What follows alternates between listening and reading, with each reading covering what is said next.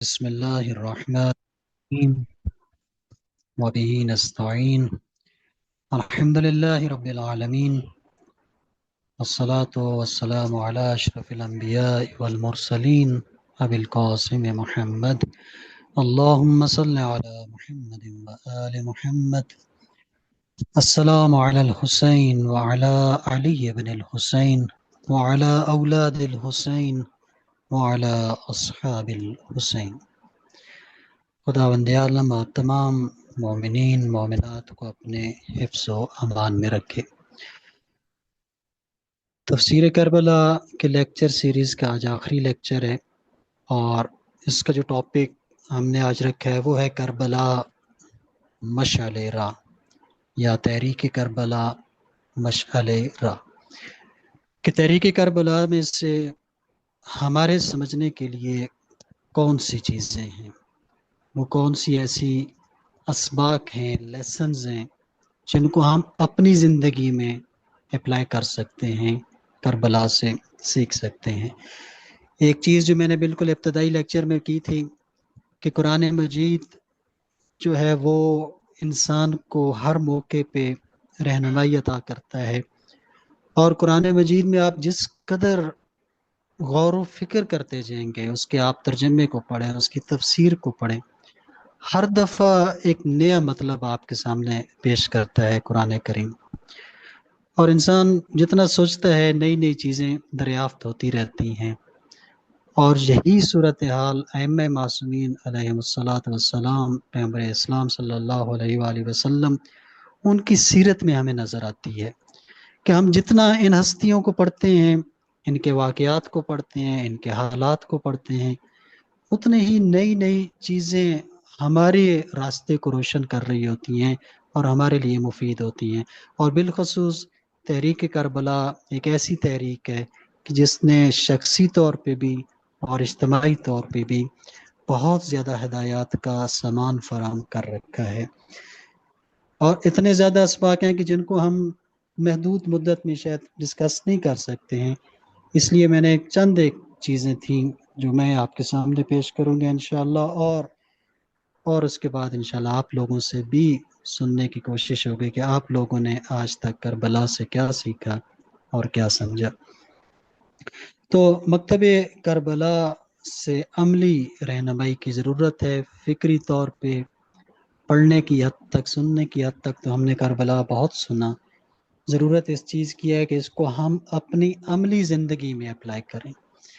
رسول خدا صلی اللہ علیہ وآلہ وسلم سے امام حسین علیہ السلام کے بارے میں ایک روایت مشہور ہے کہ فرمایا تھا کہ ان الحسین مصباح الہدی و سفینۃ النجات، کہ شخصیت امام حسین علیہ السلام ایسی ہے کہ یہ ہدایت کا چراغ ہے۔ چراغ کا کام ہوتا ہے دوسروں کے لیے روشنی کرنا اور انہیں راستہ دکھانا، اور یہ سفینۃ النجات ہے، اور یہ نجات کی کشتی ہے جسے کشتی نور سے تعبیر کیا جاتا ہے۔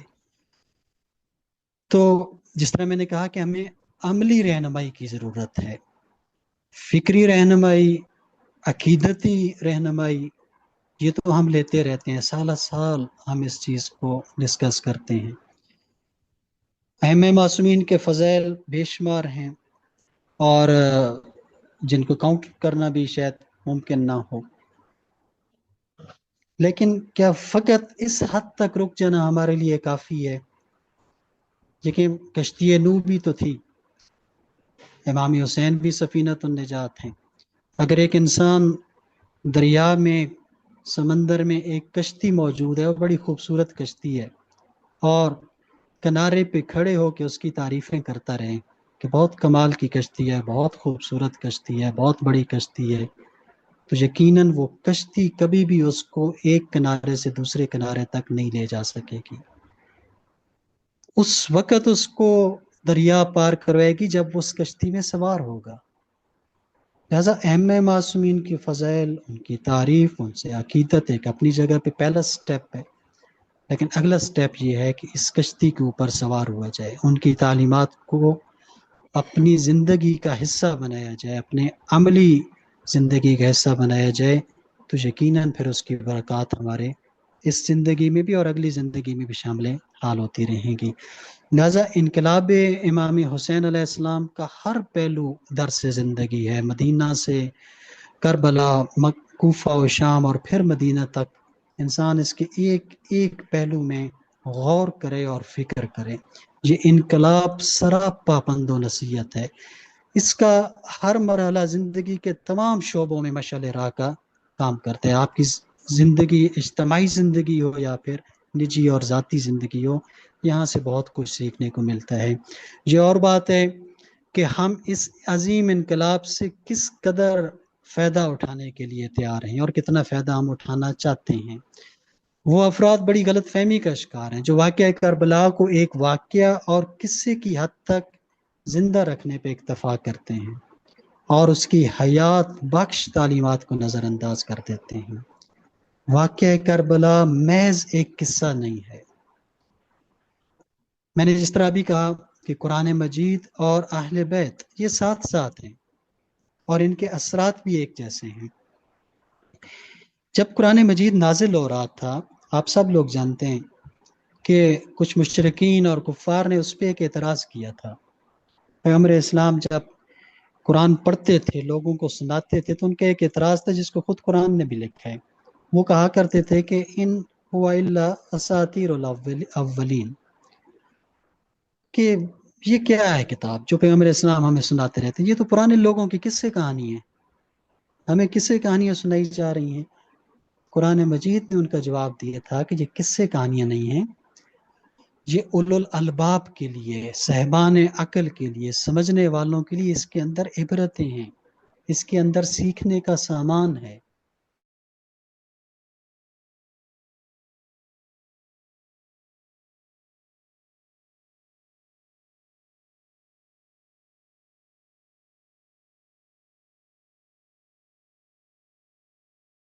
قصے اور کہانیاں محض قصے اور کہانیاں نہیں ہیں، بلکہ اس میں عبرتیں ہیں، اس میں سبق ہیں۔ تو قرآن ناطق کے حالات جو ہیں وہ کیسے قصے کہانیاں ہو سکتی ہیں؟ چاہے مولا علی علیہ السلام کی جنگیں ہوں، چاہے امام حسین علیہ السلام کا جہاد کربلا ہو، یہ محض قصہ نہیں ہے، یہ محض قصہ کہانی نہیں ہے۔ اس کو قصے کی حد تک محدود نہ رکھا جائے، بلکہ اس کو سمجھا جائے۔ جس طرح ہم نے اس پوری سیریز میں کوشش کی ہے کہ جناب سید الشہداء کے جو مقاصد تھے، جو اہداف تھے، ان کو سمجھیں۔ لہذا ائمہ معصومین علیہ السلام کی زندگی کے ایک ایک لمحے پہ غور کرنے کی ضرورت ہے، اور وہاں سے ہمیں جو سبق ملتے ہیں ان کو اپنی عملی زندگی میں اپلائی کرنے کی ضرورت ہے۔ ان میں سے پہلا سبق وہ ہے رضائے الہی کا حصول اور دین کی حفاظت۔ ائمہ معصومین کی زندگی کا بنیادی مقصد یہی رہا ہے، نہ صرف ان کا بلکہ انسان کی خلقت کا بنیادی مقصد یہ بنایا گیا کہ ہم نے انسان کو، جن و انس کو پیدا کیا لیعبدون، تاکہ ہماری عبادت کر سکیں۔ عبادت محض روزہ، نماز، حج کا نام نہیں ہے۔ عبادت عبودیت سے ہے، تسلیم و رضا سے ہے، کہ اللہ کے آگے اپنا سر تسلیم خم کر دیں، اسی کو عبادت کہا جاتا ہے۔ اور یہی رضائے الہی کے حصول کا ذریعہ اور یہی انسان کا بنیادی مقصد ہے۔ چنانچہ اس کے لیے انسان کسی بھی قسم کی قربانی کے لیے تیار رہے، اگر اس کو اللہ کی رضا چاہیے۔ اپنی جان کی قربانی ہے، اپنی اولاد کی قربانی ہے، اپنے مال کی قربانی ہے، انسان پھر اس چیز سے پیچھے نہ ہٹے۔ یہ کربلا کا بنیادی ترین سبق ہے۔ اور دوسری چیز جو جناب سید الشہداء نے کر کے دکھائی کہ تمہارا دین تمہارے اوپر مقدم ہے، دین پر ہر چیز کو قربان کیا جا سکتا ہے۔ جناب سید الشہداء خود کو قربان کر سکتے ہیں، مگر دین کو کسی چیز پر قربان نہیں کیا جا سکتا۔ اپنی ذات پہ، اپنے ذاتی معاملات میں ہمیشہ دین کو مقدم رکھیں۔ یہ سوچیں کہ اس میں میرے خدا کی کیا مرضی ہے، اس میں ائمہ اہل بیت کی کیا رہنمائی ہے۔ اور اسی لیے ایک شعر ہے یا پھر ایک قول ہے جو منسوب کیا جاتا ہے جناب سید الشہداء کی طرف، کہ آپ نے فرمایا تھا دین کی خاطر اگر میرے نانا صلی اللہ علیہ وآلہ وسلم کا دین میرے قتل کے بغیر نہیں بچ سکتا، تو آؤ تیروں اور تلواروں، میرا جسم حاضر ہے، میرے جسم کے ٹکڑے ٹکڑے کر دو۔ تو دین پہ قربان جناب سید الشہداء ہو سکتے ہیں، تو ہماری زندگیوں کی کوئی بھی ایسی وقت نہیں ہے کہ ہم دینی معاملات میں پیچھے ہٹیں۔ دوسرا سبق جو ہمیں تحریک کربلا سے ملتا ہے وہ ہے منصوبہ بندی۔ پلاننگ جو ہوتی ہے یہ بہت اہم ہوتی ہے۔ جب بھی انسان خاص طور پہ کوئی اجتماعی اور تنظیمی کام کرنے کے لیے نکلے، فلاحی کام کرنے کے لیے نکلے، تو اس کام کے لیے مکمل منصوبہ بندی کرے، اس لیے کہ کوئی بھی کام اس وقت تک کامیابی سے ہمکنار نہیں ہو سکتا جب تک اس کے تمام نیگیٹو اور پازیٹیو جو اسپیکٹ ہوتے ہیں، اس کے پہلو ہوتے ہیں، ان کو دیکھا نہ جائے۔ آپ جناب سید الشہداء کی تحریک بھی دیکھ لیں تو ابتدا سے لے کے آخر تک مکمل منصوبہ بندی ہے۔ جب آپ مدینہ سے نکل رہے ہیں تب بھی منصوبہ بندی، یہاں تک کہ اس سے پہلے معاویہ بن ابی سفیان کے دور میں ہم نے پڑھا کہ ائمہ معصومین حضرت امام حسن علیہ السلام، امام حسین علیہ السلام مکمل منصوبہ بندی ایک رکھتے تھے، اور ایک ایسی منصوبہ بندی تھی کہ اس دور کے سیاسی مبصرین بھی اس کو سمجھنے سے قاصر رہے، اور وہ دشمن ایسی غلطیوں پہ غلطیاں کرتا گیا کہ امام علیہ السلام اپنی اس پوری پلاننگ میں کامیاب و کامران رہے۔ اب آپ دیکھیں تو امام علیہ السلام نے وقت کے لحاظ سے بھی پلاننگ کی کہ یہ تحریک میں نے کب سٹارٹ کرنی ہے۔ وقت کے لحاظ سے دیکھیں تو معاویہ کی موت کے بعد نظام جاہلیت کے خلاف قیام اور انقلاب کے لیے یزیدی دور کا انتخاب کیا گیا۔ اس سے پہلے بھی کچھ لوگ گئے امام کے پاس، لیکن امام نے مناسب نہ سمجھا، اس لیے کہ اس دور میں امام سمجھتے تھے کہ یہ انقلاب اس حد تک کارگر ثابت نہیں ہوگا جو معاویہ بن ابی سفیان کی موت کے بعد ہوگا۔ پھر جگہ کے لحاظ سے ہم نے ڈسکس کیا کہ آپ نے اپنی شہادت کے لیے نہ تو مدینہ کا انتخاب کیا نہ مکہ کا انتخاب کیا، بلکہ آپ یزید اور یزیدیت کو گھیر کر کربلا کے میدان میں لے آئے کہ جہاں پہ حق بھی واضح ہو گیا اور باطل بھی بڑا کلیئر ہو گیا، اور لوگوں تک ایک صاف اور شفاف پیغام پہنچا کہ حق والے کون تھے اور باطل کی صفوں میں کون کون لوگ موجود تھے۔ تو کربلا کا انتخاب ایک بہترین جگہ کا انتخاب تھا جناب سید الشہداء کا۔ اور تیسرا آپ کا انتخاب تھا اسلحہ اور سامان حرب کا۔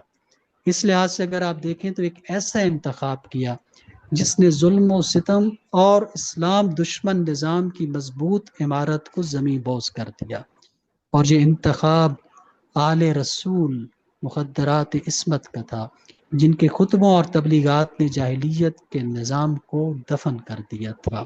لہذا ہر جنگ کا ایک اپنا اسلحہ ہوتا ہے کہ اس جنگ میں کون سا اسلحہ اور کون سی حکمت عملی اپنائی جائے۔ یہاں پر یزید کو ختم کرنا مقصد نہیں تھا، بلکہ یزیدیت کا خاتمہ اور اس نظام کا خاتمہ کرنا مقصود تھا۔ اس لیے امام اس زہری اسلحے کے ساتھ نہیں گئے، بلکہ ایک ایسے اسلحے کے ساتھ گئے کہ جس نے جاہلیت اور بنو امیہ کے نظام جاہلیت کو زمیں بوس کر دیا۔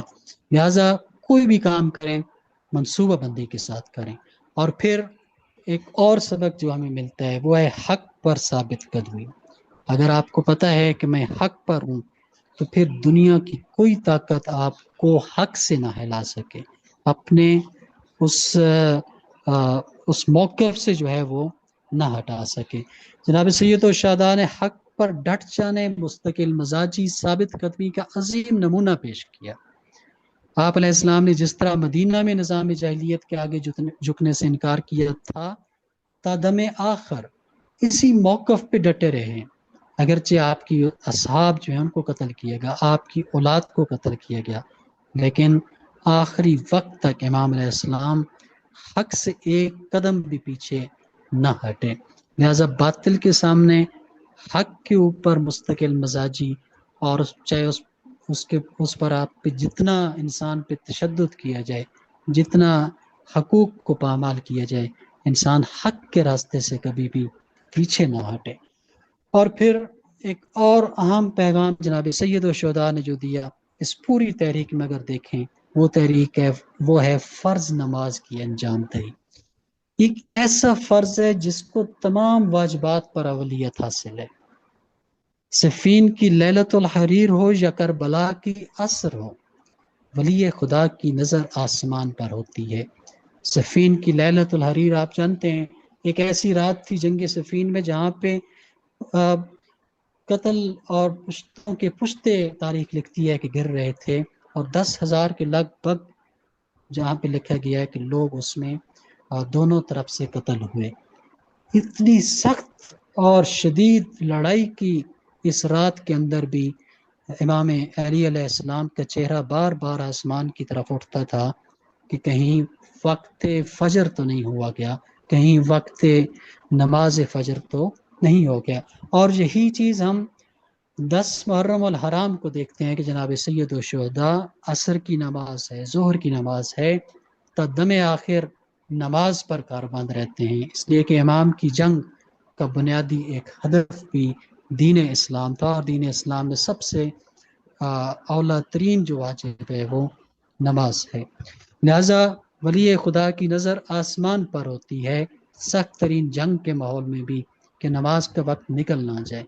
کربلا سکھاتی ہے کہ جب عین جہاد کے وقت میدان جنگ میں بھی کسی فرد سے نماز نہیں چھوٹ سکتی تو ان افراد سے بطریق اولا نماز ترک نہیں ہونی چاہیے جو صرف ذکر جہاد اور ذکر شہادت امام حسین ماتم اور عزاداری میں مصروف ہوں۔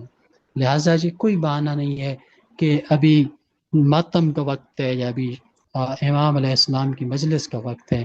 بہترین اور آئیڈیل تو سچویشن یہ ہونی چاہیے کہ جہاں پہ مجلس ہو رہی ہو اتنا صاف ستھرا ماحول ہو کہ وہیں پہ نماز قائم ہو، وہیں پہ نماز باجماعت ادا کی جائے، اور نماز کے بعد یا نماز سے پہلے وہیں پہ عزاداری کا انعقاد کیا جائے۔ یہ امام علیہ السلام کے ہدف کو بہترین جو حمایت ہے، جو سپورٹ ہے، یہ اس کے مترادف ہے۔ اور اگلا پیغام جو کربلا نے دیا وہ ہے قلیل گروہ کی کامیابی، کہ اب کبھی بھی اپنی قلت سے نہ گھبرائیں کہ ہم کم ہیں۔ اگر آپ حق پر ہیں تو حق پر افرادی قوت میں کمی سے نہیں گھبرانا چاہیے۔ اگر ایک انسان بھی حق پر ہے، کربلا میں حق والوں کی تعداد کم تھی لیکن وہ اپنے حق پر کبھی بھی اس پہ وہ گھبرائے نہیں، اس لیے کہ قانون الہی ہے، اور اس قانون الہی میں کامیابی اور شکست کا معیار اصول و ضوابط اور حق و باطل ہے، نہ کہ لوگوں کی تعداد، کیونکہ حق ہمیشہ کامیاب ہوتا ہے، اور حق بذات خود ناقابل شکست طاقت ہے۔ یہ ہو نہیں سکتا کہ حق کو کبھی شکست ہو، لہٰذا جو حق کے ساتھ ہوتے ہیں کامیابی بھی انہی کے ساتھ ہوتی ہے۔ اس حوالے سے فرمان الہی بھی ہے کہ وَلَا تَهِنُوا وَلَا تَحْزَنُوا وَأَنْتُمُ الْأَعْلَوْنَ إِن كُنتُم مُؤْمِنِينَ، اور ہمت نہ ہارو، رنجیدہ بھی نہ ہو، اور تم ہی غالب آؤ گے اگر مومن ہو۔ شرط ایمان ہے، اگر خدا کی ذات پہ ایمان ہے، حق پر آپ ڈٹے رہیں، کبھی بھی آپ کو دشمن، کبھی بھی باطل آپ کو شکست نہیں دے سکے گا، اس لیے کہ کامیابی فقط اور فقط حق کا مقدر ہوتی ہے۔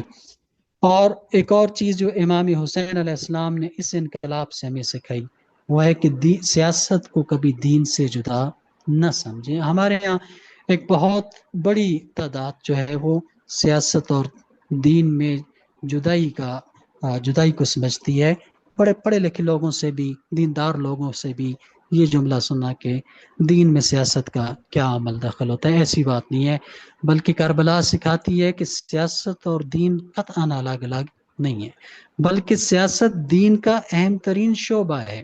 دین کے بہت زیادہ شعبے ہیں، بہت زیادہ دین کے اندر فیلڈز ہیں، ان میں سے ایک جو ہے، ایک شعبہ سیاست ہے جو معاشرے کو دیندار بنانے کی ضمانت فراہم کرتا ہے۔ دین کبھی بھی اس نعرے کے ساتھ نہیں آیا کہ میں صرف افراد کے لیے ہوں، شخص کے لیے ہوں۔ ہم کہہ دیتے ہیں نا کہ ہر کسی نے اپنی قبر میں جانا ہے، یا ہر کسی نے اپنی نمازیں پڑھنی ہے، ہر کسی کا اپنا ایمان ہے، ایسی بات نہیں ہے۔ جہاں پہ اسلام فرد کی تربیت پہ زور دیتا ہے وہاں معاشرے کی تربیت کو بھی ضروری سمجھتا ہے۔ چنانچہ امام علیہ السلام کے پورے اسم جو تحریک ہے اس میں ہم نے پڑھا کہ امام علیہ السلام معاشرے کی تبدیلی کے لیے اٹھ رہے تھے، اور معاشرے کی اصلاح اور تبدیلی کا نام سیاست ہوتا ہے۔ چنانچہ امام حسین علیہ السلام نے یہ عملاً بتا دیا کہ ان دونوں کے درمیان نہ صرف گہرا تعلق ہے بلکہ سیاست دین مقدس اسلام کا ایک بنیادی عنصر ہے۔ اگر ایسا نہ ہوتا تو پھر اس میں کیا حرج تھا کہ امام علیہ السلام حاکم نظام کو تسلیم کر لیتے، جبکہ آپ دینی معاملات میں آزاد تھے؟ لیکن ایسا نہ ہوا، اس لیے کہ امام نے لوگوں کو یہی چیز سمجھائی کہ جب تمہاری نمازوں اور تمہاری اچھائیوں کا کوئی فائدہ نہیں ہے جب تک تم ایک ایسے معاشرے میں زندگی گزار رہے ہو جو پلید اور نجس معاشرہ ہے۔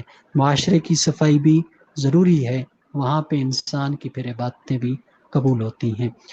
اور پھر ہم اگلے مرحلے میں چلتے ہیں کہ اس میں نوجوانوں کے لیے بالخصوص بہت زیادہ درس ہیں، اور ان میں سے ایک یہ ہے کہ ہمارے نوجوان کربلا کے نوجوانوں کو اپنی زندگی کا معیار اور رسوا قرار دیں۔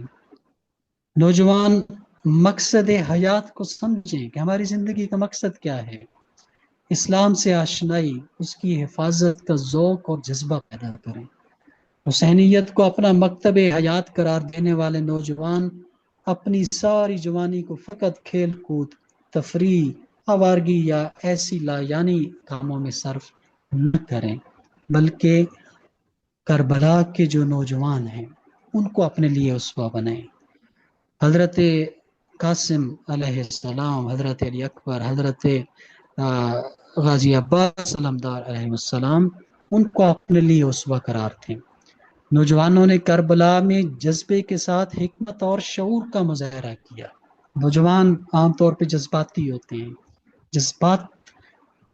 جذبات ایک انسان کی فطری چیز ہے، جذباتی ہونا، لیکن اگر نوجوان اس موقع پہ متوجہ ہو جاتے ہیں، اپنے آپ اپنا آئیڈیل اگر وہ قرار دیتے ہیں ائمہ معصومین علیہ السلام کو اور جو کربلا کے نوجوان ہیں ان کو، تو یقیناً وہ حکمت اور شعور کا بھی مظاہرہ کریں۔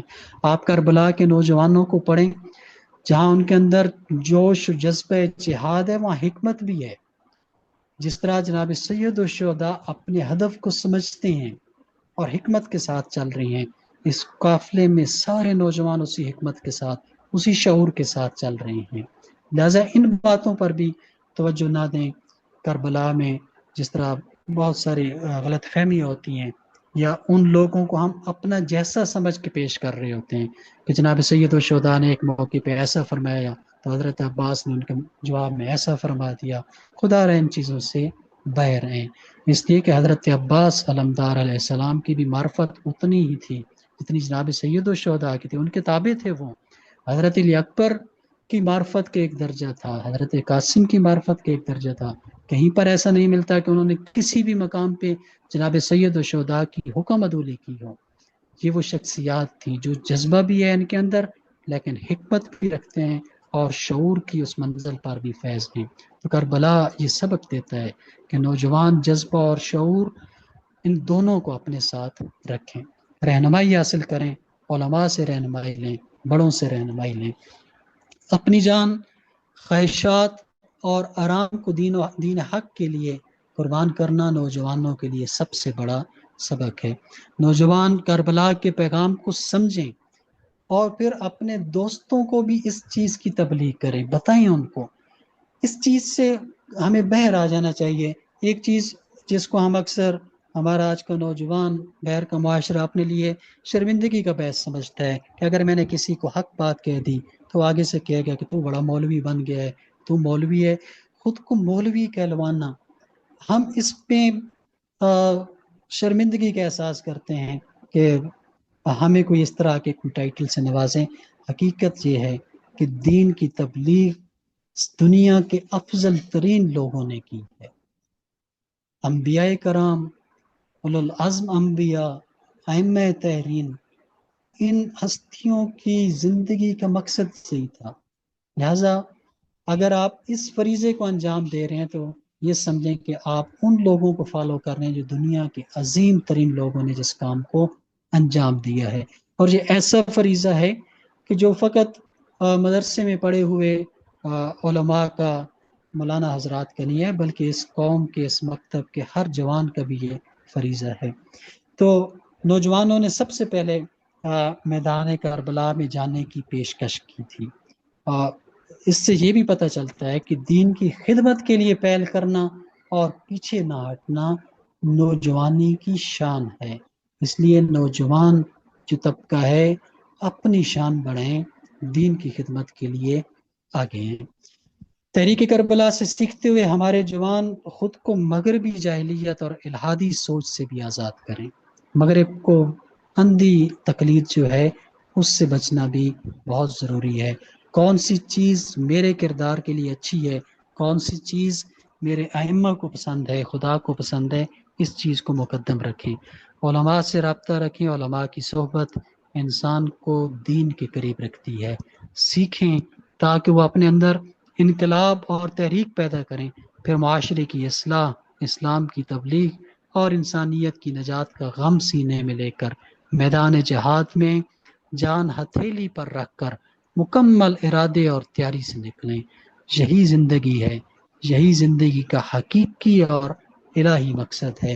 آپ دنیا کے کسی فیلڈ میں بھی ہوں، آپ ڈاکٹر ہیں، آپ انجینئر ہیں، آپ پائلٹ ہیں، آپ جو بننا چاہیں بنیں، لیکن زندگی کے اس مقصد کو اپنے ساتھ رکھیں کہ اصل زندگی، اصل جو الہی مقصد ہے وہ ہے دینداری، دین پہ عمل اور دین پہ دوسروں کو تبلیغ اور دوسروں کو بتانا، دوسروں کی اصلاح کرنا، امر بالمعروف اور نہی عن المنکر۔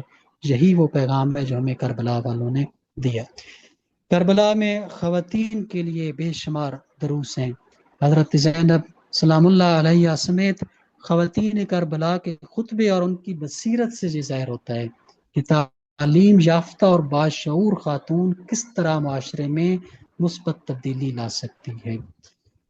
اپنے بچوں کو، اپنی بچیوں کو تعلیم کے زیور سے آراستہ کریں، اور تعلیم کے ساتھ ساتھ تربیت انتہائی اہم ہے۔ آپ دیکھیں جناب زینب سلام اللہ علیہ کا کردار، اسی طرح تاریخ میں دیگر ایسی خواتین جو زیور تعلیم سے اور تربیت سے آراستہ تھیں، ان کا معاشرے میں کس قدر رول ہے، وہ کربلا ہمیں یہ بڑا واضح پیغام یہاں سے دیتی ہے۔ پھر کربلا کے میدان میں اور اس کے بعد اسیر ہونے کے باوجود خواتین نے غیر معمولی صبر اور حوصلے کا مظاہرہ کیا ہے، اور یہ سبق دیتا ہے کہ مشکلات اور آزمائشوں میں بھی حوصلہ نہیں ہارنا چاہیے۔ مشکلات ہمیشہ انسان کو نکھارتی ہیں۔ انسان کا صبر وہیں پہ پتہ چلتا ہے کہ جب وہ مشکلات میں گرتا ہے، اور ان مشکلات کو انسان اپنے لیے نعمت سمجھے، اس لیے کہ جب تک مشکلات نہ آئیں انسان کے اندر مضبوطی پیدا نہیں ہوتی، انسان سیکھتا نہیں ہے۔ انسان کے اندر کمال تب پیدا ہوتا ہے جب مشکلات آتی ہیں۔ زندگی میں مشکلات جو ہیں وہ زندگی کا حصہ ہیں۔ اصل یہ ہے کہ ان مشکلات کو ہینڈل کیسے کیا جائے، ان کو کس طرح سے ان کا سلوشن کیسے نکالا جائے، یہ بہت اہم ہوتا ہے۔ اور پھر خواتین کربلا نے ثابت کیا کہ دین کی بقا اور پیغام کو زندہ رکھنے میں عورت کا کردار مردوں سے کم نہیں ہے، عورتیں کم تر نہیں ہیں مردوں سے اس حوالے سے۔ خواتین نے ہمیشہ دین کو اور دین کی بقا کے لیے بہت زیادہ کردار ادا کیا ہے۔ حضرت زینب سلام اللہ علیہ کا کردار اس کی روشن مثال ہے۔ اور اسی طرح کربلا کی خواتین نے اپنے وقار اور خود اعتمادی کو قائم رکھا، چاہے وہ دشمن کے دربار میں ہو یا قید میں ہو۔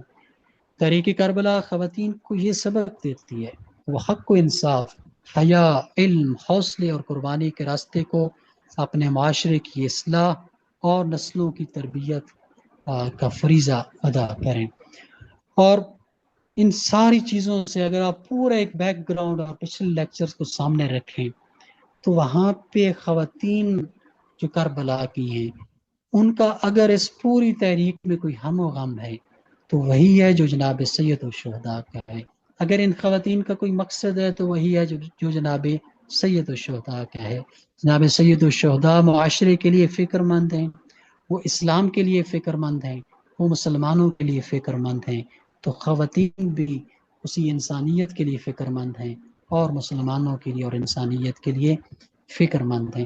جب یہ اہداف زیر نظر ہوں تو پھر دنیا میں چھوٹی چھوٹی جو مشکلات ہوتی ہیں، جو چھوٹے چھوٹے مسائل گھروں کے اندر آ جاتے ہیں، جن کی وجہ سے لڑائی جھگڑا پیدا ہو جاتا ہے، خاندانوں کے اندر دشمنیاں آ جاتی ہیں، تو خدا را ان چیزوں سے بچیں۔ اس لیے کہ جب آپ اہداف کربلا کو پڑھتے ہیں، ان ان ہستیوں کی زندگیوں کو پڑھتے ہیں تو یہ بڑی چھوٹی چھوٹی چیزیں ہوتی ہیں جو ہم عام طور پہ جن کو فیس کر رہے ہوتے ہیں.